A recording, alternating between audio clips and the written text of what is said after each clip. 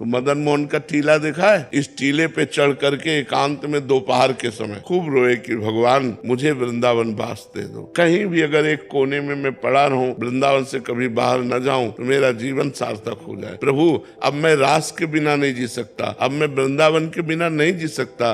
जब खूब रोए, घंटों रोए और रो करके अब सोचा कि अब चलो काशी चलते हैं। पुनः जैसा हमारा जीवन था, तो जो ही उतरे तो एक छोटी सी इतनी बड़ी लाली गौर वर्ण की हमारा चला पकड़ा। दोपहर का समय था और बस ऐसे घूमने लगी चारों तरफ और बोले थे जाएगो बाबा जाएगो। तो हमारी तो कुछ समझ में नहीं आ रहा था क्योंकि भाव में एकदम उतरे थे। अचला छीना ऐसे चल दिया। जब आगे चले तो हमारे दिमाग में आया ये लाली क्या कह रही थी, जाएगो बाबा। हम ऊपर सोच के आए कि काशी जाना है, ये क्या, ये लाली क्यों? तब लगा यार श्री जी तो नहीं थी। फिर लौट के आए, हमें लगा कि किसी गोस्वामी की कन्या होगी। तो लौट के आए, वहाँ आसपास पूछा तो बोले यहाँ तो बाबा जी रहते हैं सब, तो यहाँ तो कोई कन्या है नहीं, लड़की है नहीं। बस हमारे समझ में आ गया कि हमारी लाडली जू हमारे छोर को पकड़ लिया। जिस आश्रम में हम रहते थे उस आश्रम में गए तो पहले से एक संत खड़े थे। उन्होंने कहा बाबा एक महेशानंद गिरी जी संत हैं, आप उनको नहीं जानते, उन्होंने आपको देखा है, वो आपसे मिलना चाहते हैं। क्यों? जब जानते नहीं तो क्यों मिलना? बोले हमें पता नहीं लेकिन आपको बुलाया है। हम गए,